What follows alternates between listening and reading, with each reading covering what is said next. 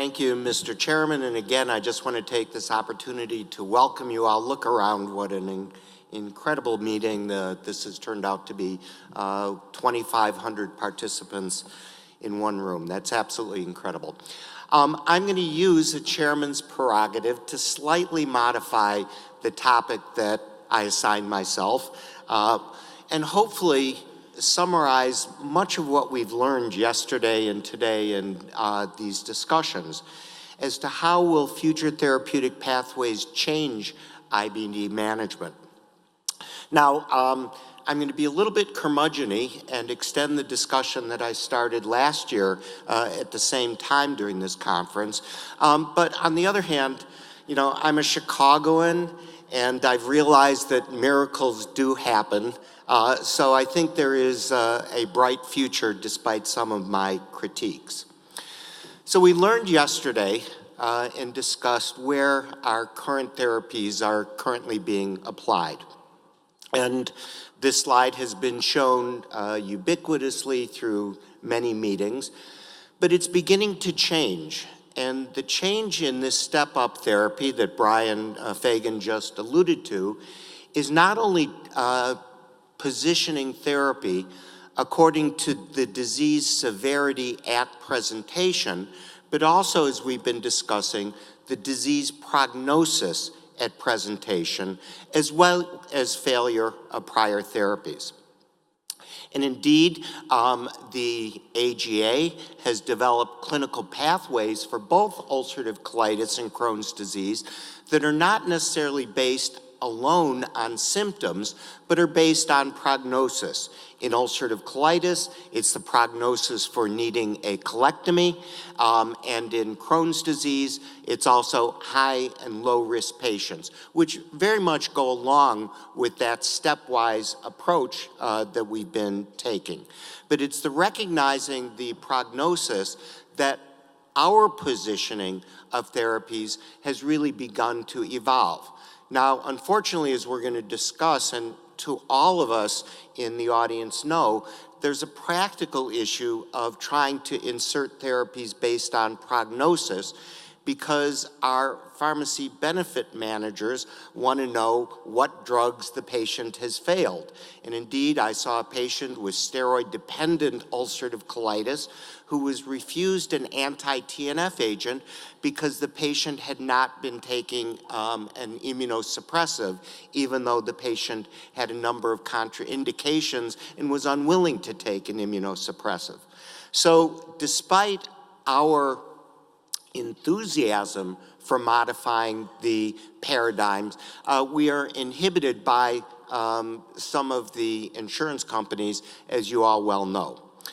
Similarly, in Crohn's disease, patients are divided into low or moderate to high risk according to their risk of progression or becoming steroid dependent or needing surgery, as we've heard these higher risk patients. So based on this, what have we learned to date? Well, we've learned that both ulcerative colitis and Crohn's disease are chronic and progressive diseases. Crohn's towards transmural complications, ulcerative colitis towards a stiff colon and the risk of neoplasia. We've repeatedly learned that symptoms do not reflect the underlying inflammatory burden. We are increasingly utilizing therapeutic targets to improve long-term outcomes. And it's intuitive, but I'm going to show you additional data that the earlier we treat, the better, particularly with effective therapies, as Brian Fagan just alluded to. I'd also like to emphasize the importance of getting the most out of our initial therapies. Our rheumatologic colleagues are able to switch around because they've got a dozen different agents. As you've heard, we have a relatively limited toolbox of therapies for our patients, and we need to be smarter as to how we use these, and that includes understanding the pharmacokinetic and pharmacodynamics that really make a difference. And I'm proud of our GI community because we've worked this out, whereas our rheumatologic colleagues really haven't cared very much about this. Now, if anyone hasn't seen this slide, you must be dead. It's known as a lasagna slide or whatever, but I still think it identifies two key aspects of where we're trying or how we're trying to treat patients. The first is based on prognosis. We know that if you take a cohort of patients with Crohn's disease, the majority begin with a primarily inflammatory pattern that evolves to the transmural complications. But they do this at different rates, at different trajectories. This is the concept of identifying the low-risk patients and the high-risk patients. The low-risk patients are those who are not going to progress towards surgery, whereas the high-risk patients are those who are more likely to have an accelerated trajectory to disease complications. And the second is whether or not we're treating with pre-existent bowel damage. If we treat early, we have the potential to modify the disease course. But according to the current indications, and we'll get more and more into this, where are our current drugs, our current effective drugs indicated? For moderate to severe disease not responding to conventional agents. Where does it put these patients with Crohn's disease? At 10 years out, where they already have disease bowel damage. And our current agents, we are going to have increasingly learned, while being effective, are much less effective in this situation than they would be early in the course. There are many ways to look at that aspect of the elephant, but the timing of initiating biologic therapy makes a difference according to disease duration. And this is just the summarized results of clinical trials. And now if we go out to the data with ustekinumab, we're looking at patients who've had 10 to 12 years of disease before they're getting the investigational or now recently approved drug.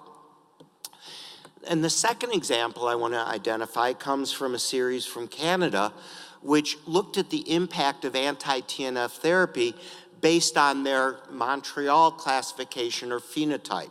For those of you who are not familiar, B1 patients are those that I showed you had primarily inflammatory disease, B2 stricturing disease, and B3 penetrating or fistulizing disease. And the more bowel damage we have, the less effective and the less time before patients require surgery and important interventions. We've talked about treating to target, but we've also recognized, just as in rheumatoid arthritis, that those targets may actually change.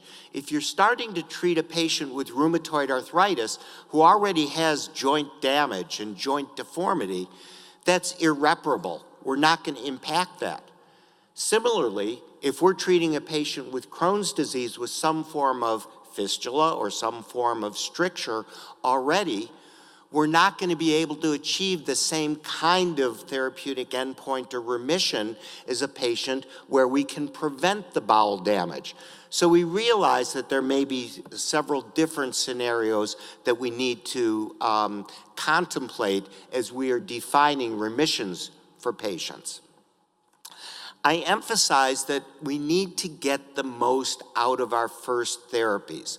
I've said repeatedly, the first cut is the deepest.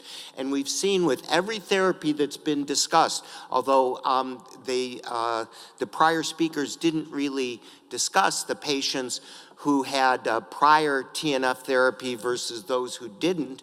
But if you look at the absolute response rates in the two different trials with ustekinumab, with vedolizumab, with tofacitinib, whatever we're talking about, the patients who have required more extensive therapy with a biologic treatment, who have longer duration of disease, do worse than the biologic naive population.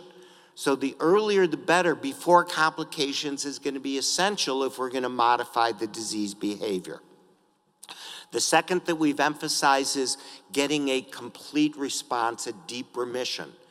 Only at that point can we talk about the potential of moving from combination therapy to monotherapy or any kind of therapy withdrawal. Now, combination therapy is very interesting. Bill and Brian have alluded to this in their discussions.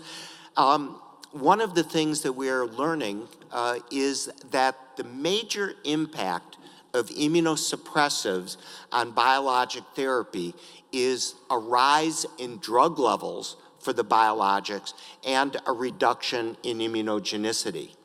And we may be showing you some additional data by Digestive Disease Week that is the sole benefit of combination therapy. They're not synergistic by mechanisms, but they're synergistic by raising the blood levels of the biologic agents.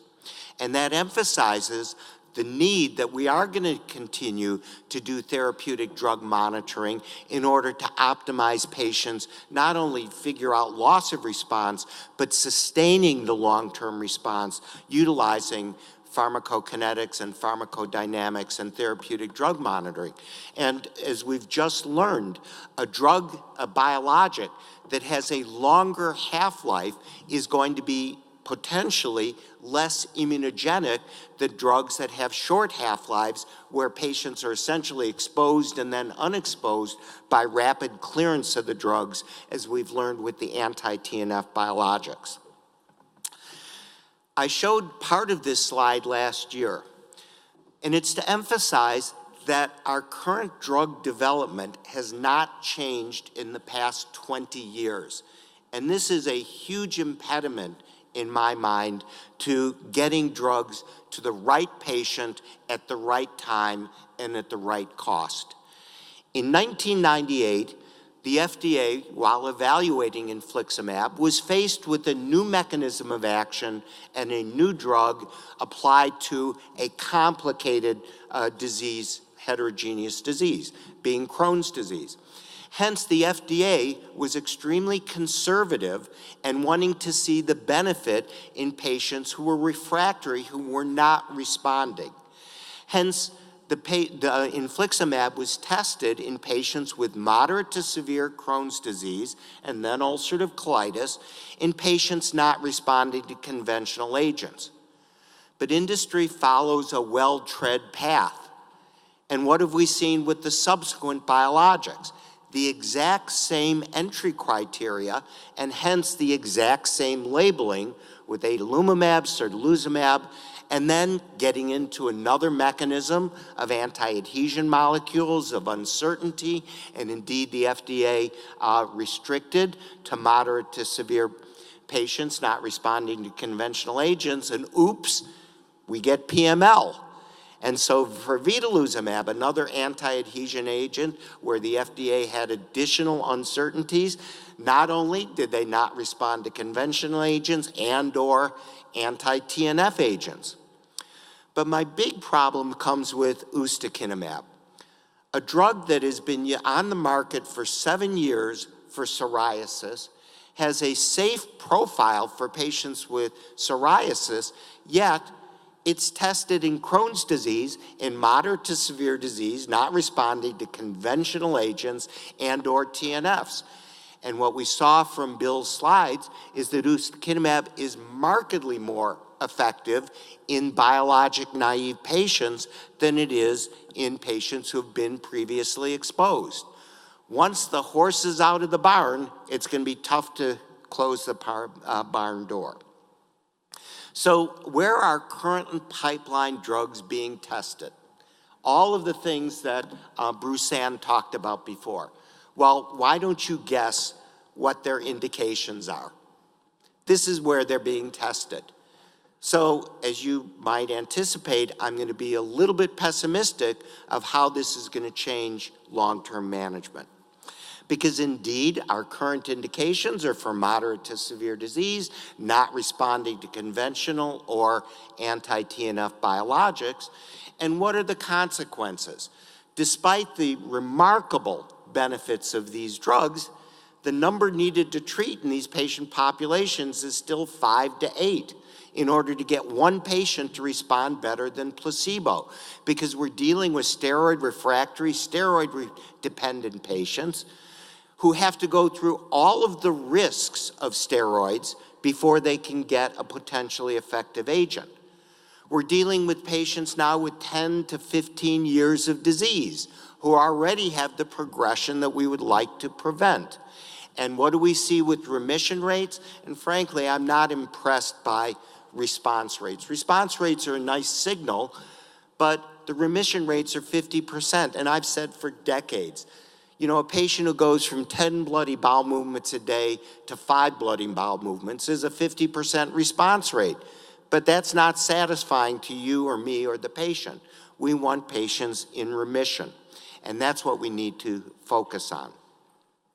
So when we look at this algorithm for treatment, where are our current needs for new agents? And of course, this is in the absence of an evolutionary change and a real understanding of these diseases and hopefully a cure. But where do I think our current needs are? Well, in Crohn's disease, as we've heard, it's early on. There is no first-line therapy, essentially, for Crohn's disease. We can give effective therapy for patients who have failed unindicated agents, such as salicylates that are not approved for Crohn's disease, immunosuppressives that are not approved for Crohn's disease, but we need a first-line, safe and effective agent, particularly for Crohn's. And both in Crohn's and ulcerative colitis, what's the one agent that's associated with risks of infection and death and all of the complications that our patients complain about? It's corticosteroids. We need agents to replace steroids within the therapeutic algorithm. But what are we getting? The top of the pyramid. Drugs for patients who have failed everything else along the way. Now, what are our practical and current impediments to optimizing treatment? And I say, aside from the increasing role of pharmacy benefit managers, which in my view are our biggest role, biggest impediment to getting patients effective therapy. We need studies in early disease to be able to prevent disease progression. We don't have any limited comparative effectiveness studies. So when the AGA pathway says your high-risk patients can be treated with an anti-TNF biologic, can be treated with steroids and immunosuppressives, or an anti-adhesion molecule. Which one? We have no comparative effectiveness studies. We have insufficient prospective studies of therapeutic drug monitoring and optimization. This has all become post hoc, and we're still reanalyzing some of the early biologic therapies with anti-TNFs. And unfortunately, to this point, we have stagnant clinical trial endpoints. We need improved biomarkers for stratification, and we need surrogates for endoscopic healing. And a good example that I'll come back to in a minute is prevention of post-surgical recurrence in Crohn's disease, where we've seen that infliximab prevents mucosal damage much sooner than it prevents clinical disease, as we would imply, but the FDA does not see mucosal inflammation as a surrogate for clinical outcomes. So what's it going to take to change? Industry, societies, regulatory agencies need to work together to change the entry criteria and trial designs. We need to incorporate more trial designs along the lines that Brian mentioned, the cluster randomization trials, comparative efficacy, adaptive designs. We need to be more creative, and I'm happy to see that the CCFA is sponsoring a workshop on clinical trials in January. We need our advocacy societies to lobby for expanding indications and to educate our patients. And again, CCFA is working to educate patients regarding the importance of clinical trials. And we need clinicians willing to enroll patients into clinical trials and explain to patients that they need to understand the concept of equipoise. They say, which is better for me, an anti-TNF or an anti-adhesion?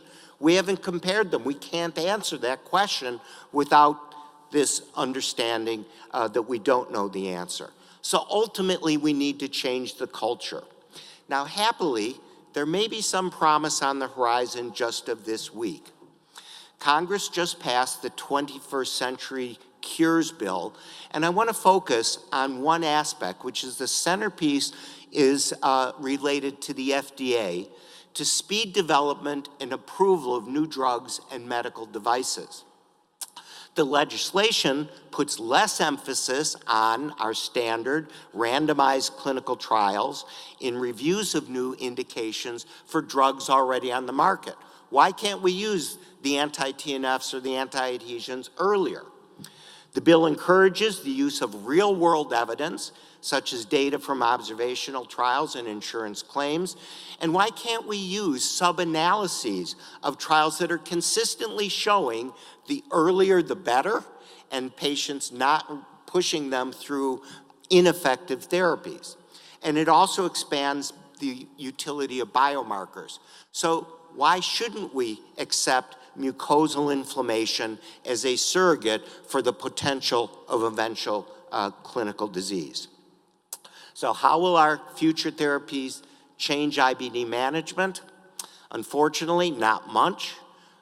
It will be incremental at best unless we change our approach to developing new therapies or await evolutionary basic and translational research to transform the field. But to effect change is going to require a change in culture between industry, regulatory, us, our societies, and our patients' societies. Thank you.